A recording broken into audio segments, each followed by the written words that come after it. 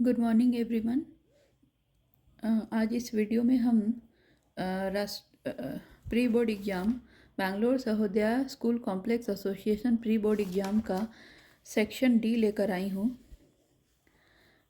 ठीक है, इस वीडियो में हम क्वेश्चन नंबर 32 को डिस्कस करेंगे। क्वेश्चन नंबर 32 है state and prove basic proportionality theorem. ठीक है, तो हमें बेसिक प्रोपोर्शनलिटी थ्योरम को प्रूव करना है।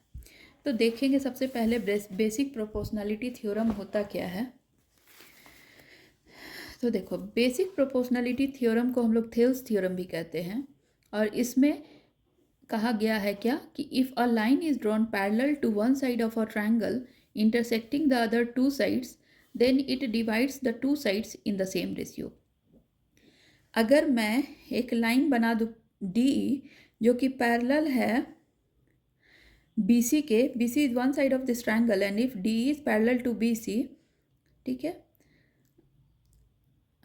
ठीक है, तो if D is parallel to BC then DE divides side AD and AC in the same ratio, that is AD by DB is equal to AE by EC। तो हमें यही proof करना है कि AD by DB is equal to AE by EC होता है। तो सबसे पहले इसके लिए हम एक कंस्ट्रक्शन करेंगे, EF perpendicular to AD and DG perpendicular to AE। ठीक है, and also join BE and DC। ठीक है, तो प्रूफ हम स्टार्ट करेंगे। तो इसके लिए हम ट्रायंगल ADE को पहले लेंगे, ADE, और इस ट्रायंगल का एरिया निकालेंगे। तो हमें पता है area of triangle ADE is equal to half into base AD into height EF, since EF is perpendicular to AD। ठीक है, नाउ हम लोग ट्रायंगल DBE लेंगे। Okay, area of triangle DBE is again half into base F DB into height EF। ठीक है, अब हम लोग area of triangle ADE divided of area of triangle DBE करेंगे, तो हमें मिलेगा half into AD into EF by half into DB into EF। यहाँ आप देख सकते हो हाफ से हाफ क्रॉस हो जाएगा और EF से EF भी कट जाएगा। तो हमें मिलेगा area of triangle ADE by area of triangle DBE is equal to AD by DB। Similarly हम लोग ये ट्रायंगल ADE लेंगे और ट्रायंगल DBE लेंगे। यहाँ पे देख सकते हैं आप फिगर में triangle ADE and triangle DCE। ADB, ADE and DCE, पहले केस में ADE एंड DBE लिए थे, इस केस में ADB एंड DCE लेंगे। तो इसमें भी सेम कंडीशन करेंगे। Area of ADE is again half into base AE into height DG। Area of triangle DCE is again half into base EC into height DG। तो हमें फिर से मिलेगा area of ADE by area of DCE is equal to AE by EC। ठीक है, अब देखो पहले वाले केस में भी ADE, area of triangle ADE मिला था हमें AD के बराबर, और यहाँ भी एरिया ऑफ ट्रायंगल ADE मिला है AE के बराबर। लेकिन एरिया ऑफ DBE और एरिया ऑफ DCE, ये दोनों को अब हमें इक्वल प्रूफ करना है।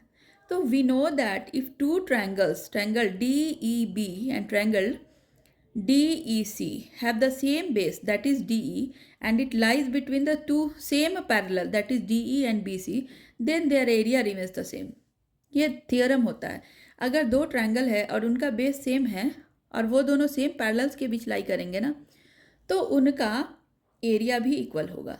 ये थियरम है। तो हम लोग इससे ये भी पता कर सकते हैं कि area of triangle DBE is equal to area of triangle DEC। Area of triangle DBE is equal to area of triangle DCE कर सकते हैं यहाँ से, क्योंकि ये दोनों सेम बेस पे और बिटवीन द सेम पैरेलल्स है।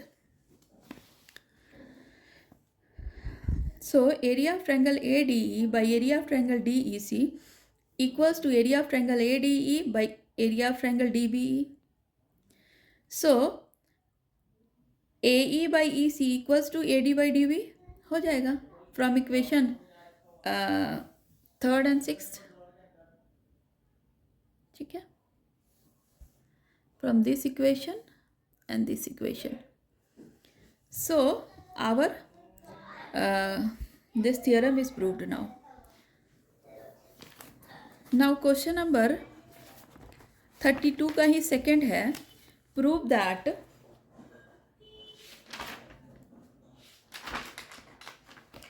क्वेश्चन हमारा है, 1 सेकेंड,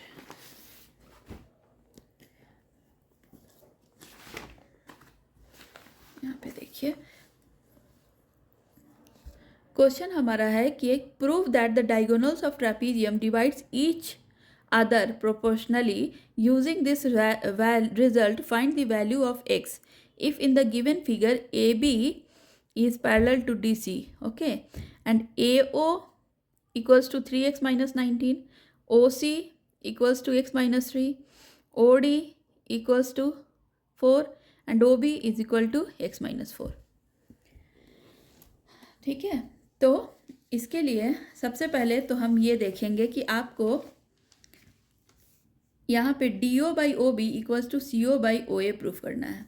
तो सबसे पहले दिया क्या है उसको हम लिखेंगे। So given a trapezium ABCD in which AB is parallel to DC, इसको मैं इक्वेशन 1 मानूंगी। Now the diagonals DB and AC intersect at point O। तो हमें प्रूफ करना है कि DO by OB equals to CO by OA। तो construction करेंगे। कंस्ट्रक्शन के लिए we have to draw EO parallel to AB। EO को AB के पैरेलल ड्रॉ करेंगे। अब देखो आप ये ट्रायंगल लो, इन ट्रायंगल ADAB ये वाले ट्रायंगल में देखो ये साइड AB के पैरेलल है, EO is parallel to AB। So can we write DE by EA is equal to DO by OB according to the basic proportionality theorem और Thales theorem. ठीक है, DE by EA is equal to DO by OB, ये हमारा proof हो गया। Now from equation 1 and 2 देखो DC is parallel to AB given and EO is parallel to AB. So can we say that EO is parallel to DC from equation 1 and 2? Since EO is parallel to DC, so in triangle DAC we have DE by EA is equal to CO by OA. ठीक है, अब देखो from equation 1 and 2 देखो DE by EA is equal to DO by OB, और यहाँ पे देख रहे हैं क्या, फिर से DE by EA is equal to CO by OA। तो from equation 1 and 2 can we say that DO by OB is equal to CO by OA। तो यही हमें प्रूफ करना था, ये हमने प्रूफ कर दिया है। अब इन्होंने कहा है कि OA का लेंथ 3x माइनस 19 है, OC का है x माइनस 3, OD का है 4 एंड OB का है x माइनस 4। ठीक है, तो हमें x का वैल्यू निकालना है। तो हमें पता है DO by OB is equal to CO by OA। इस पर जब हम ये वैल्यू डालेंगे तो हमें कुछ इक्वेशन ऐसा मिलेगा, 4 by x minus 4 equals 3x minus 3 by 3x minus 19। ठीक है, तो जब हम इसको सॉल्व करेंगे, क्रॉस मल्टीप्लिकेशन करेंगे पहले, फिर हम इसको जब कैलकुलेट करेंगे तो हमें कुछ ऐसा इक्वेशन मिलेगा, 12x minus 76 equals x square minus 76 plus 12। ठीक है, अब हम 12x माइनस 7x को RHS में लेकर जाएंगे, तो x square minus 7x plus 12 minus 12x plus 76। इसको सॉल्व करने पर हमें इक्वेशन मिलेगा x square minus 19x plus 88। जब आप इसे मिडिल टर्म स्प्लिट करोगे ना तो आपको 11x माइनस 8x मिलेगा 19x की माइनस 19x की वजह से बदले में।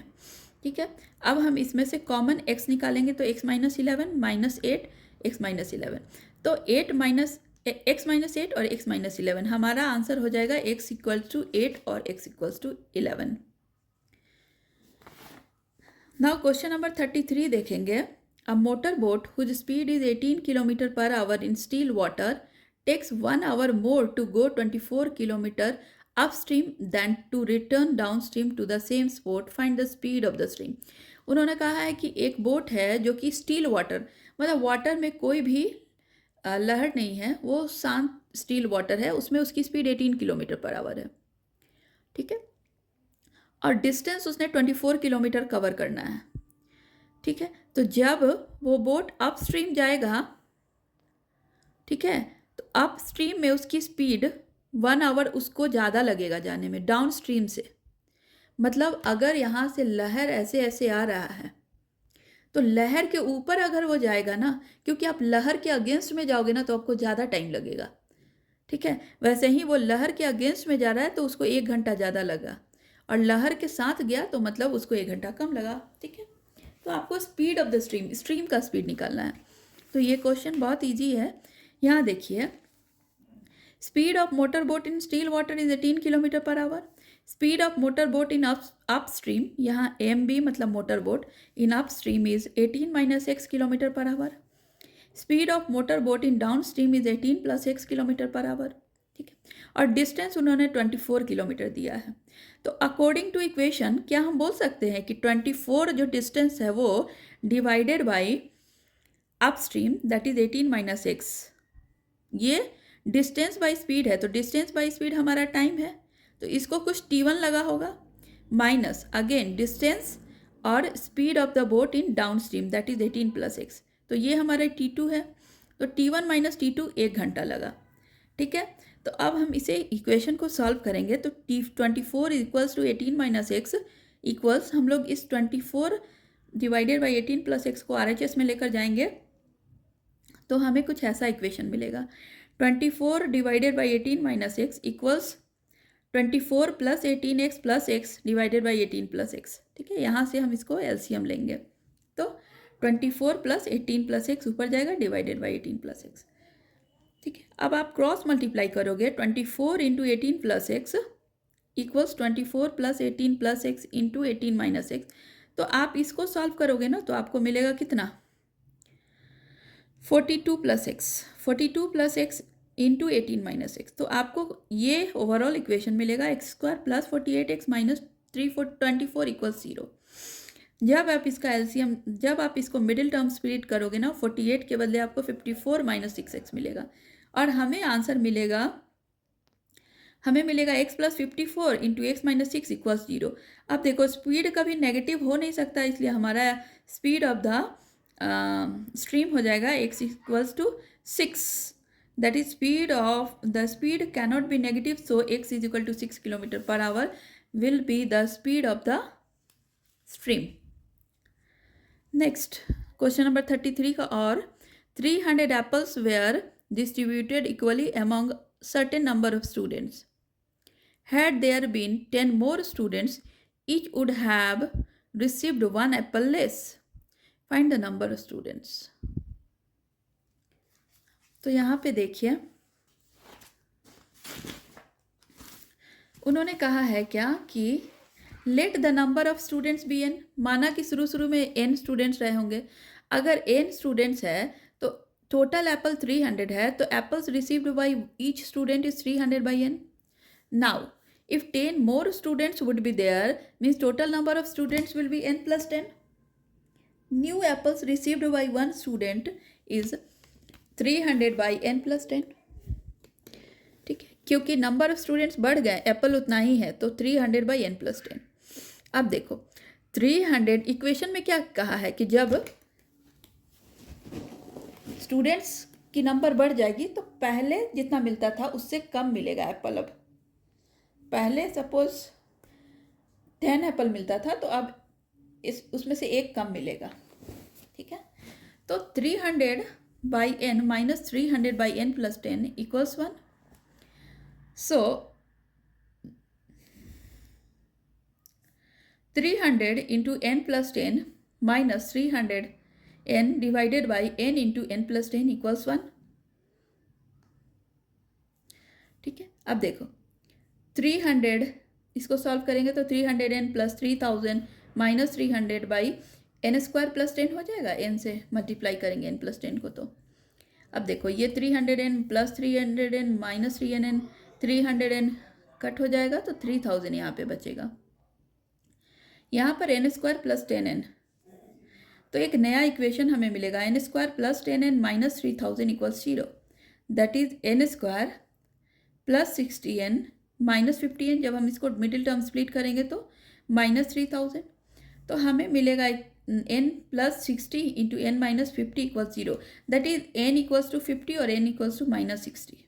तो तो students of number of students negative हो नहीं सकता, इसलिए number of students. Question number 34. The length of 40 leaves of a plant are measured correct to nearest millimeter and the data obtained is represented in the following table. ठीक है, तो ये length दिया गया है मिलीमीटर और मिलीमीटर में और उसके डेटा दिए गए हैं। ठीक है, तो हमें पूछ रहा है कि find the median length of the leaves. तो सबसे पहले इस क्वेश्चन के लिए हम लोग लेंथ इन मिलीमीटर जो दिया है वो एक्सक्लूसिव क्लास इंटरवल है। ठीक है, तो हम लोग पहले इसको इंक्लूसिव क्लास इंटरवल में कन्वर्ट करेंगे। सो 118 टू 126। ठीक है, तो इसका हम लोग मीन निकालेंगे और यहाँ पे हमें -0.5 और +0.5 दोनों में ऐड करना होगा। ठीक है, तो 117.5 टू 126.5, फिर यहाँ पे 126.5 से 135.5 होगा और यहाँ पर थर्ड में है जाएगा 135.5 से 144.5, अगेन 144.5 से 153.5, अगेन 153.5 से 162.5, फिर 162.5 से 171.5 और 171.5 से 180.5। अब हमारे नंबर ऑफ लिव्स दिए गए हैं कि इस क्लास इंटरवल के लिए 3 लिव्स है, इसके लिए 5 लिव्स है नंबर ऑफ लिव्स, और इसके लिए 9 है, फिर इसके लिए 12 है, इसके लिए 153 है, 5 है और इसके लिए 4 है, इसके लिए 2 है। तो कुमुलेटिव फ्रीक्वेंसी कैसे निकालेंगे? तो कुमुलेटिव फ्रीक्वेंसी के लिए हम लोग क्या करेंगे ना कि नंबर ऑफ लिव्स 3 और 5 + 3 दैट इज 8, फिर यहाँ पे 8 + 9 that is 17, 17 + 12 that is 29, 29 + 5 that is 34, 34 + 4 that is 38, 38 + 2 that is 38 + 2 that is 40. So from the table it can be observed that the cumulative frequency just greater than n by 2 that is 40 by 2 equals to 20 is 29 belonging to class interval 144.5 to 153.5. ठीक है, अब देखो median class हमें क्या मिलेगा? Median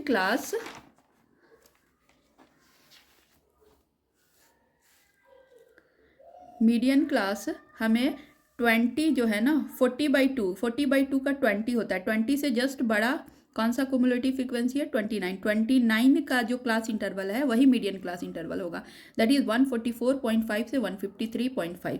ठीक है, तो मीडियन क्लास निकल गया। Now lower limit L of median class is 144.5 और क्लास साइज हमारा 9 है, मतलब क्लास इंटरवल का जो डिफरेंस है वही क्लास साइज है, तो वो हमारा 9 है। ठीक है, और frequency of the median class is 12। Median class का फ्रीक्वेंसी 12 यहाँ पे दिया गया है, यहाँ पे देखिए, यहाँ पे frequency of the median class is 12। ठीक है, अब देखेंगे हम लोग cumulative frequency of class presiding median class is 17। ठीक है, तो 29 के जस्ट ऊपर 17 आ रहा है, तो यही हमारा cumulative frequency of class presiding median class हो जाएगा। ठीक है, अब देखो मीडियन का फॉर्मूला होता है L + n/2 - CF/F × H। तो क्या हो जाएगा? 144.5 L है। ठीक है, lower limit of the class interval, n/2 is 20 minus cumulative frequency जो है ना वो 17 हो जाएगा। कुमुलेटिव फ्रीक्वेंसी कौन सा था? Cumulative frequency of class presiding median class is 17 divided by f हमारा 12 है, जो हमने यहाँ पे लिया था नंबर ऑफ लिव्स इसका। ठीक है, 12 हो जाएगा। ठीक है, तो जब हम इसको कैलकुलेट करेंगे तो हमें क्या मिलेगा? 144.5 + 20 - 17/12 दैट इज़ 9/4। ठीक है, जब हम इसको सॉल्व करेंगे तो डिवाइड इंटू 9, ये हमारा मिलेगा 144.5 × 9/4 और यहाँ पे 144.5 इसको सॉल्व करेंगे तो 2.5 मिलेगा, that is 147। So median length of the leaves is 147 mm। ठीक है, नेक्स्ट हमें पूछ रहा है modal length. Modal length of the leaves, तो मोडाल लेंथ का फॉर्मूला होता है lower limit plus f1 minus f0 divided by 2f1 minus f0 minus f2 into h। तो 144.5 हमारा लोअर लिमिट है, f1 हमारा 12 है, यहाँ से आप देख सकते हैं f1 12 है, f0 9 है, f2 5 है। ठीक है, तो f1 हमारा 12 है, f0 9 है और again divided by 2f1 2 into 12 that is 24 minus f0 that is 9 minus f2 that is 5 into h। ठीक है, तो 144.5 plus 3/24 - 14 into 9, that is 144.5 plus 3/10 into 9। तो हमारा आंसर हो जाएगा 144.5 plus 27/10, that is 144.5 plus 2.7, that is 147.2 mm। ये हमारा modal length हो जाएगा। क्वेश्चन नंबर 35 देखेंगे। क्वेश्चन नंबर 35 में है, a boy standing on horizontal plane is flying a drone at a distance of 100 meter from him at an angle of elevation of 30 degree. A girl standing on the roof of 20 meter high building finds the angle of elevation of drone to be 45 degree। ठीक है, तो the boy and the girl are on the opposite sides of the drone। तो हमें find करना, find the length of the drone from the girl।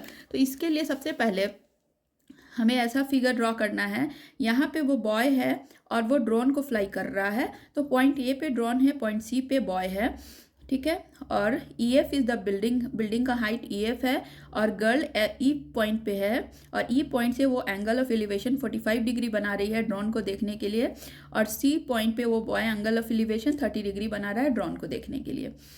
ठीक है, तो हमें पूछा है उन्होंने find the distance of drone from the girl. उन्होंने ए ई का हाइट पूछा है, मतलब गर्ल और ड्रोन दोनों का डिस्टेंस पूछा है। तो सबसे पहले हम ट्रायंगल ए बी सी लेंगे। In triangle A B C we know that sine 30 degree is equal to A B by B C. ठीक है, sorry A B by A C, perpendicular by hypotenuse. So sine 30 का value 1/2 होता है। A B का, A B length height, मतलब A B हमारा A B रहेगा और ए सी 100 मीटर दिया है, तो हम लोग वो लिखेंगे। तो यहाँ से हमें ए बी का हाइट मिल जाएगा, ए बी इज़ 50 मीटर। ठीक है, अब देखो ए बी 50 मीटर है। अब हमें पता है कि बी डी जो है ना, B D height of the building वो 20 मीटर है, तो ए डी 30 मीटर हो जाएगा यहाँ से। अगर ए डी 30 मीटर है तो in triangle A D E sine 45 degree is equal to A D by A E लिख सकते हैं, परपेंडिकुलर बाई हाइपोटेनस। अब साइन 45 डिग्री की जगह पे 1/√2 लिखेंगे, क्योंकि साइन 45 1/√2 होता है। ठीक है, और ए डी हमारा 30 मीटर है, ऊपर हमने सॉल्व किया था, यहाँ देखो ए डी 30 मीटर है। तो sine 45 degree is equal to A D by A E, तो 1/√2 is equal to 30 by A E. तो ए ई का लेंथ हमें मिलेगा 3√2। ठीक है, तो ए ई इज आवर 3√2, मतलब ए ई का, द गर्ल और ड्रोन का जो डिस्टेंस है वो 30√2 है। Now in the distance of drone from the girl that is 42.3। Okay, ये तो हो गया गर्ल का, दैट 30√2 को हम 42.3 लिख सकते हैं, या फिर आप 30√2 भी लिख के छोड़ सकते हो, कोई दिक्कत नहीं है। ठीक है, अब देखो in triangle A D E, now in triangle A D is equal to D E. ठीक है, क्यों? क्योंकि अगर ये 45 डिग्री है, ये 90 डिग्री है, तो ये भी 45 होगा। अगर ये 45 है मतलब length of A D is equal to length of D E. ठीक है, तो ए डी का लेंथ 30 मीटर है, तो D E is also our 30 metre. ठीक है, तो D E is also 30 metre. Now C F का लेंथ हम कैसे कैलकुलेट करेंगे? सी एफ मतलब distance of boy, distance of the, क्या निकालना है हमें? Find the distance of the boy from the foot of the building. मतलब सी पॉइंट पे हमारा बॉय है और foot of the building F है, तो find the distance between C F. तो सी एफ के लिए हमें C F is equal to C B plus B F लिख सकते हैं, और सी बी हमारा 50√3 है। हमने पहले सी बी हमारा 50√3 है। कैसे है 50√3? यहाँ पे हम देखेंगे इन ट्रायंगल ए बी सी। आप ए बी सी ट्रायंगल देखो, तो हमें ए सी का लेंथ पता है 100 मीटर, ए बी का लेंथ हमें पता है 50 मीटर। ठीक है, तो हम पाइथागोरस थ्योरम से बी सी का लेंथ निकाल सकते हैं। बी सी का लेंथ क्या हो जाएगा? B C is equal to √100 square minus 50 square, तो क्या हो जाएगा? 10,000 माइनस 2500। ठीक है, तो 7500 मिलेगा, दैट इज 50√3। तो हमें सी बी का लेंथ मिल गया 50√3। ठीक है, और बी एफ का भी लेंथ पता है हमें 30। तो हमारा आंसर क्या हो जाएगा? 50√3 प्लस 30 मीटर। ठीक है, 50√3 प्लस 30 मीटर। आप इसको ऐसे भी लिख सकते हो, 10 कॉमन आ जाएगा, 5√3 प्लस 3 मीटर। ये हमारा हो जाएगा बिल्डिंग के फुट का डिस्टेंस फ्रॉम द बॉय। ठीक है, ये हमारा आंसर हो जाएगा। ठीक है, थैंक यू सो मच। आप हमारे वीडियो पे बने रहिए, हमारे चैनल को सब्सक्राइब कीजिए, हमारे वीडियो को लाइक कीजिए, शेयर कीजिए। ठीक है, तो नेक्स्ट क्लास में मैं सेक्शन ई को लेकर आऊँगी। Thank you so much.